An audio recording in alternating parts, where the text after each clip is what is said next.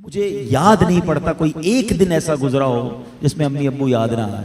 جس کے پاس ہیں پھر کیوں نہیں ان کی خدمت کرتے؟ یہ چلے جائیں گے تو پھر ملنے کے لیے قبرستان جانا پڑے گا, پھر قبر پر جا کر ان سے باتیں کرنی پڑیں گی, لیکن جواب نہیں آئے گا. تمہارے پاس ایک رحمت کا صاحبان ہے. اب تو سائنس بھی یہ کہتی ہے 5-6 سال کا بچہ اور 60 سال کا بوڑھا یہ برابر ہوتا ہے.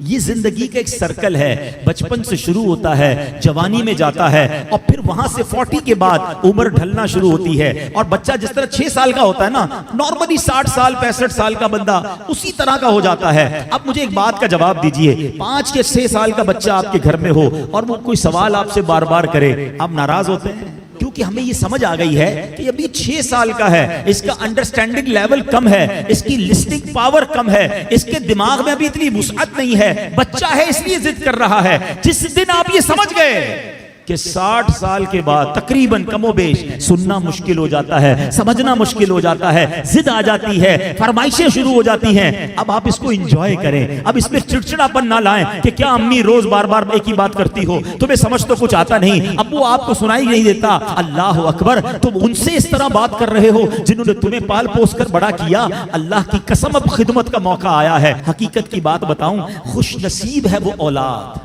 جس کو ماں باپ بڑھاپے میں ملے. ارے کئی ایسے ہیں جو ماں باپ کو بڑھاپے سے پہلے ہی کھو بیٹھے ہیں, اور خوش نصیب ہے وہ اولاد جس کو ماں باپ نے خدمت کا موقع دیا. ہاں, کئی ماں باپ تو ایسے ہیں جو بچوں کی خدمت کرتے کرتے ہی خود دنیا سے چلے. اگر تمہیں آج خدمت کا موقع ملا ہے نا, یاد کرو میں بھی تو بستر گندا کرتا تھا, میں بھی تو راتیں ان کی تنگ کرتا تھا. اگر میرے ماں باپ بچپن میں یہ فیصلہ کر لیتے کہ میں اس بچے کو کیسے سنبھالوں تو میں تو بے لباس رہ جاتا. کپڑے انہوں نے پہنائے, اگر مجھے وہ چھوڑ دیتے تو میری تعلیم کا کیا ہوتا, میری پرورش کا کیا ہوتا. مجھے آج جو بھی ہوں میں دنیا میں, اپنا ذہن بنا لو میرے پیارے اسلامی بھائیوں, خدا کی قسم اگر آج تمہارے پاس شرافت ہے, عزت ہے, دولت ہے, دنیا میں جو کچھ ہے وہ سب کچھ ہمارے ماں باپ کی برکتوں سے ہے. ہم کچھ بھی نہ ہوتے اگر ماں باپ ہمارا ہاتھ نہ پکڑتے ہیں. اور آج بوڑھے ماں باپ بوجھ لگتے ہیں, آج ان کی بیماری بری لگتی ہے. آج ماں باپ کو بچہ کہہ رہا ہے میں رات کو دوائی نہیں دلاتا, صبح لے جاؤں گا. اسی بچے کو آدھی رات کو اس کا دوست فون کرے, یار میری موٹر سائیکل خراب ہو گئی ہے, پریشان ہو گیا ہوں. ارے تیرے لیے جان حاضر, ابھی آتا ہوں.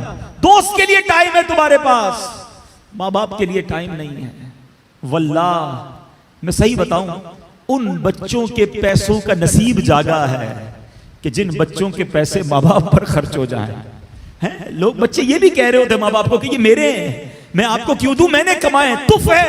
یہ کوئی باتیں کرنے والی باپ سے, جس باپ نے اپنے پیٹ کاٹ کاٹ کر ہمیں کھلایا, اپنی خواہشیں مار مار کر. ہو سکتا ہے کبھی بچپن میں کسی کھلونے کی دکان سے ہم گزرے ہوں اور ہم نے کہا ابو یہ کھلونا لینا ہے, باپ کے جیب میں پیسے تھوڑے ہوں, باپ نے اپنے لیے کچھ خریدنے کا سوچا ہو, مگر سوچا ہوگا کوئی بات نہیں جوتے نہیں لیتا, کوئی بات نہیں آج یہ والا کھانا نہیں کھاتا, بچہ رو رہا ہے اس کو کھلونا دلا دوں. انہوں نے ہماری خواہشیں پوری کی, اور آج بچہ یہ کہہ رہا ہے کہ یہ پیسے میرے ہیں.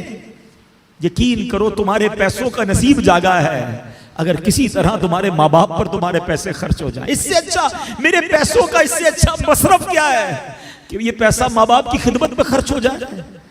لیکن آج جو واقعات سننے کو مل رہے ہیں دل دہل جاتا ہے. ہم نے علماء کی کتابوں میں پڑھا ہے کہ بیٹا والد کے ساتھ ایسا بہیو کرے, اس طرح زندگی گزارے جیسا آقا کے سامنے غلام ہوتا ہے. مگر آج سننے کو جو باتیں مل رہی ہیں نا کہ بوڑھا باپ بیٹے کے آگے غلام بنا ہوا ہے.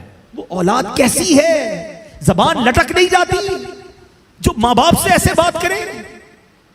حق یہ ہے کہ اولاد کو ڈرنا چاہیے کہ کہیں میرے ماں باپ ناراض نہ ہو جائیں. حدیث پاک ہے, میرے آقا علیہ الصلوۃ والسلام فرماتے جس کا مضمون ہے ماں باپ ہی تیری جنت ہیں, ماں باپ ہی تیری دوزخ ہیں. اس کا مطلب کیا ہوا, یعنی ماں باپ راضی ہو جائیں تو رب بھی راضی ہو جائے گا, جنت مل جانی ہے. اور ماں باپ ناراض ہو گئے پھر نہیں کام آنی عبادتیں. دین کا کام کریں بہت اچھی بات ہے, مگر یہ دیکھ لو کہ ماں باپ راضی ہیں کہ نہیں, یہ بہت ضروری ہے. ہم بعض اوقات اس طرف سے چوک جاتے ہیں, یہ پہلا اسٹیپ ہے.